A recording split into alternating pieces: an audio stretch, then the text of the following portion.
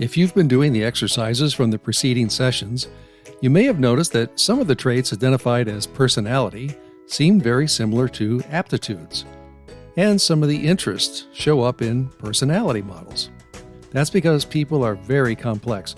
Over time, researchers have developed several models to help explain human behavior, and sometimes these models overlap.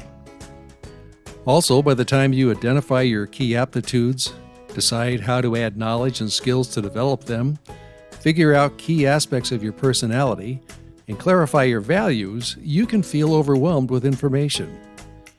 Wouldn't it be nice to have a simple way to refer to what you are designed to do well? That's where the personal reward comes in. Different writers refer to it differently. Miller and Hendricks refer to it as the payoff. They say it's what you strive for consciously, unconsciously, and continually, and when you reach it, it provides a deep sense of satisfaction and accomplishment. They consider the payoff as a central primary force in a person's life. Sir Ken Robinson calls it the element. He writes, quote, "When people are in their element, they connect with something fundamental to their sense of identity, purpose, and well-being. A sense of defining who they really are and what they're really meant to do with their lives," end quote. Jeff Pelletier refers to it as life's core purpose.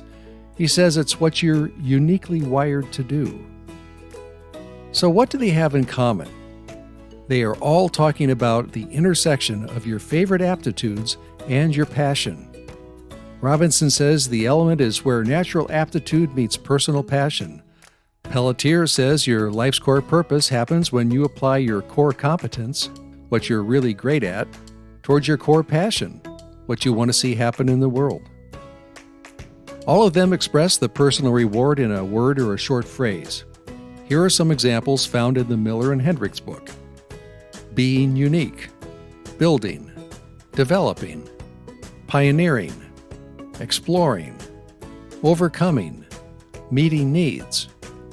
Robinson describes his personal element as communicating and working with people.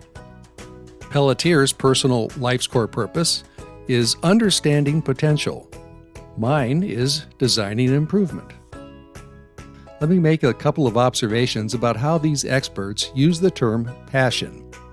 Notice that the terms they use for the personal reward are broad versus being very specific. I raise this point because often we hear people say, follow your passion, and what they mean by that is something very specific like making stained glass windows, or hiking the Appalachian Trail, or swimming. Often what we take to be our passion is actually a deep interest that will fade in appeal in a few years. There was a time when I was deeply interested in geodesic architecture. And at a later point in life, I was passionate about building wooden boats. Both were fun and interesting, but my passion was really designing improvement. And both were a means to that end. The passion that these experts are talking about endures over time. Why is it important to discover your personal reward? Well, Miller and Hendricks point out that it's irrepressible. You're always seeking it. It's like a program running in the background, always looking for opportunities. It's your primary motivation. When you reach your personal reward, it's energizing. It doesn't drain you, it actually fills you up. The flip side of that is that not reaching your personal reward over a long period of time leads to burnout. That happened to a scientist that I know who was so good at his job that he was promoted several times throughout his career until he was the manager of his department. He burned out because his personal reward was reaching the goal, and as a manager, his life was endless paperwork.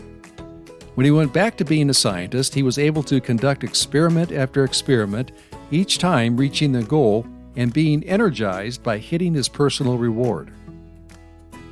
It's important to get to your personal reward often, either at work or outside of work. Otherwise, you'll feel as drained as a flashlight that was left on. One of the biggest reasons to identify your personal design, including your personal reward, is because the world of work is changing so quickly. New industries are being created and existing ones are continually being transformed. Many sources predict that you will have around a dozen jobs in your life, and that you'll work in multiple industries. The best way to navigate that amount of change is to understand what you are wired to do best so that you can continually find work that is a match.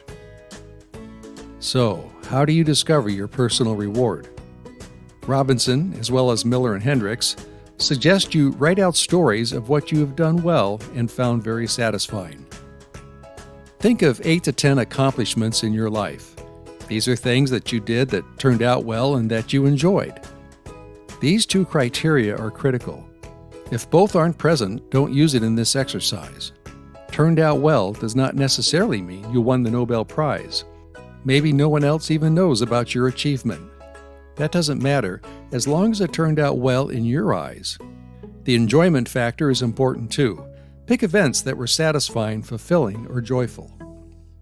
Don't just think of these stories, write them out. Use action verbs. If someone were watching you perform in that story, what would they see you doing? After you get done writing each story, ask yourself, what was the most satisfying part of that story? Write a phrase or a sentence that expresses it.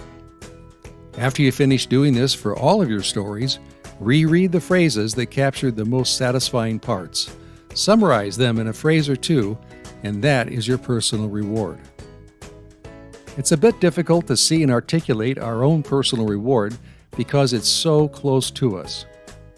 It's a good idea to get the perspective of someone who knows you well. Share your written stories with them. Ask them to read through your statements that captured the satisfying aspect of each story, as well as your personal reward. Ask them if they might have a different way of expressing your personal reward. Sometimes the words they use can bring greater clarity. Pelletier has developed a very different process to help people find their 2 words that make up their life's core purpose. It's a guided, self-paced, self-discovery program downloaded from lifescorepurpose.com.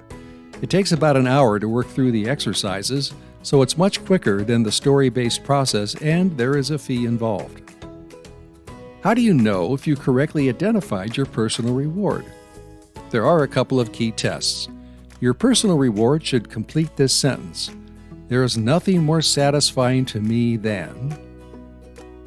When you say your personal reward out loud, you feel like saying, yes, that's who I am. Your personal reward should make you feel good about yourself. You're proud to share it with others. It's hard to overstate the importance of identifying your personal reward. The more you can experience it, the more satisfaction and energy you'll enjoy. In many ways, your personal reward is shorthand for what you are designed to do. If you'd like to find the other videos in this channel, just click the compass. To be notified of new videos, hit the subscribe button and then click the bell icon.